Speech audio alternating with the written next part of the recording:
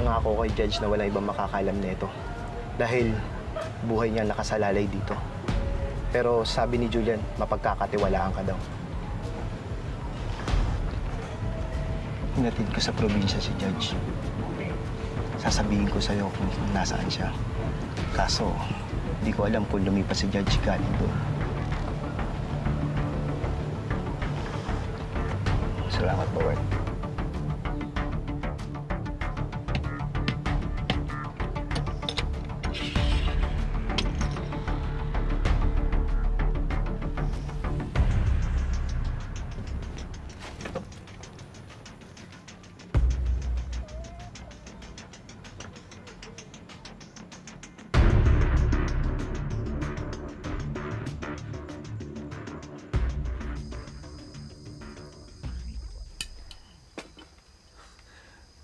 Manang Melda, hanggang ngayon ba mahilig pa rin kayo dyan?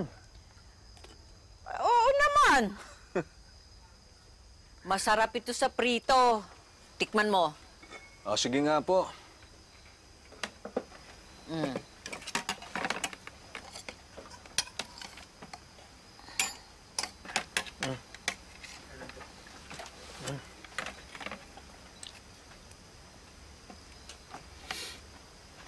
Ano? Ganun talaga pag matagal na sa bote. Sa umpisa, mangangamoy. Pero ang importante, yung lasa ng pagkain at kung mabubusog, yung bibigyan mo. May 1 buwan na nga yan dyan eh. Pero kung patatagalin, masisira na talaga. Alam ko ho, Manang Melda. Naiiya nga ho ko sa inyo eh. Kaya humihingi po ako ng pasensya na damay kayo sa problema ko. Tandaan mo, ang pagkain ay nakabubusog sa tiyan. Pero ang katotohanan ay bumubusog sa kaluluwa.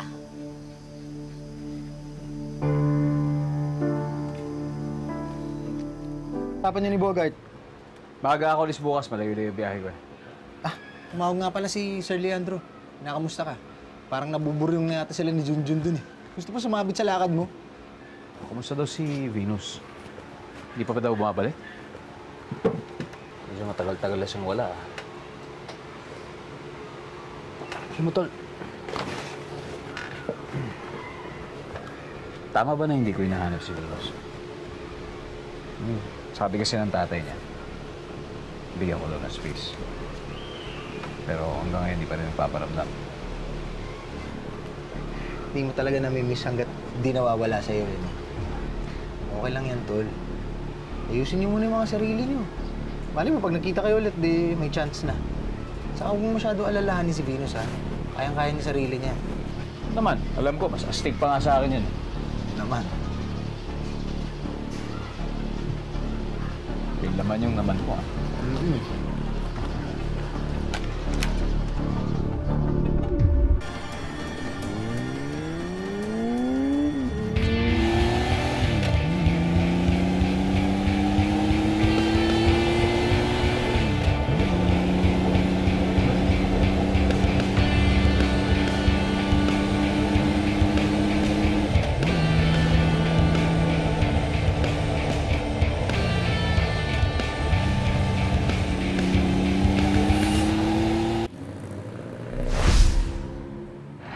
pasensya na.